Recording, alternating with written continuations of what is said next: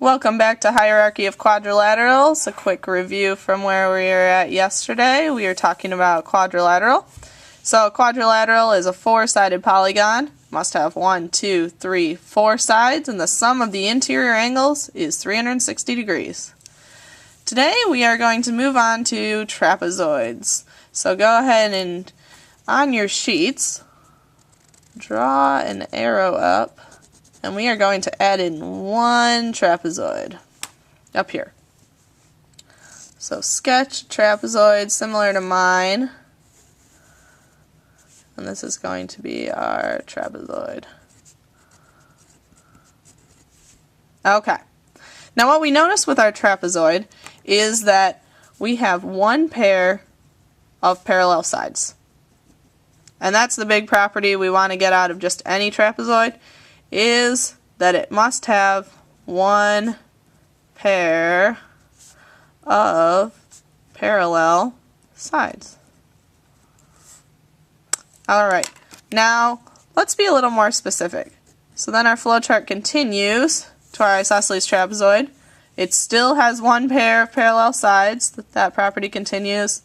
It still has 4 sides, and the sum of the interior angles is still 360 degrees. Now, the difference with isosceles.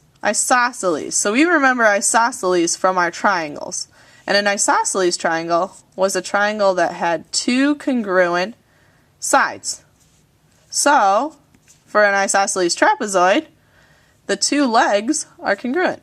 So the legs are congruent. So let's label that. We got a leg here and a leg here. Both congruent. Moving on to our second property. Again, with our isosceles triangle, remember these base angles were congruent. Same thing holds for our trapezoid. So the base angles of our trapezoid are congruent, as are the top angles. This again is for our isosceles trapezoid. So the common base angles are congruent. Alright, next property, we are going to look at our diagonals. Diagonals go from corner to corner across the shape. So going across our quadrilateral, we are going to notice that these diagonals are actually the same. And we actually know that through SAS. So looking at this triangle, let's label this as ABCD, isosceles trapezoid ABCD. Let's look at the triangle ABC. So looking at triangle ABC, we have an angle here, right? We've got a side length we know, and we've got this side right here. Now let's take a look at the triangle DBC. So triangle ABC, triangle DCB. Alright, so comparing ABC and DCB, AB is congruent to DC. We already said that because the legs are congruent. So AB, DC equal. Then we have angle B is congruent to angle C. So in this triangle, this middle angle, and this triangle, this middle angle. And then this side, CB, is the same as BC. Same side right here. So these two triangles are congruent by SAS, right? Side, angle, side. Side, angle, side. So therefore, because those are congruent, we know all parts of the triangle are congruent, and that's how we end up with these diagonals congruent. So we have those 2 diagonals congruent. So our diagonals are congruent. Alright, fourth property is our adjacent angles, not along the same base, are supplementary. So thinking back to those idea of parallel lines, remember when we did that activity with our parallel lines, and those same side interior angles were supplementary? If you notice, we have 2 parallel lines, transversal going through it, so same side interior angles will be congruent. And for our trapezoid, we can label that by having adjacent angles that are not along the same base.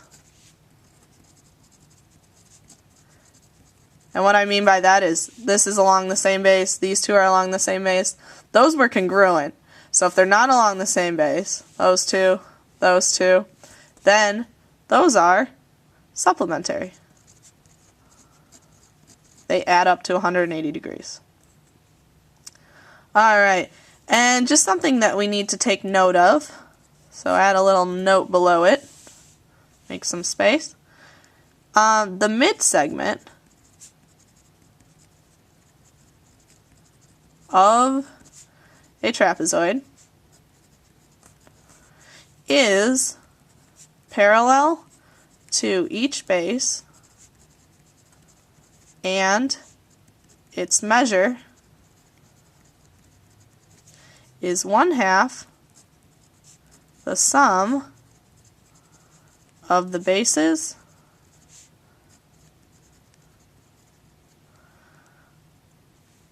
lengths,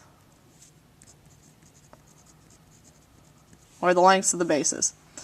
So what that is saying, mid-segment, middle. So on these legs, if we find the middle of it, so this is equal to that, find the middle of this part, this is equal to that, we can say those are equal because it's an isosceles trapezoid.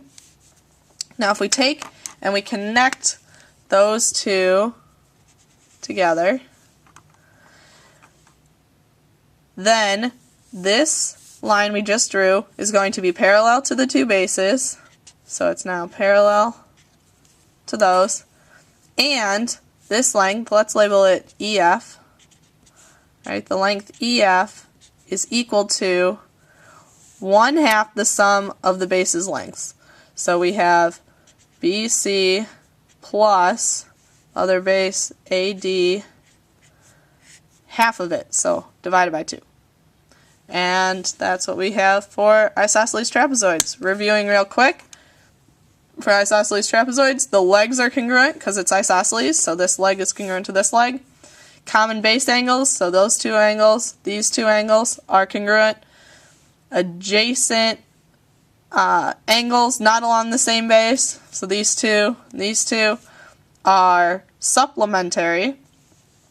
Our diagonals are congruent because, again, we had shown that by SAS. And the last thing, that mid-segment that we draw of the trapezoid is going to be parallel to the two bases sides, and when you add this base and this base side and divide it in half, you get the measure of this length. That's what we got for you today.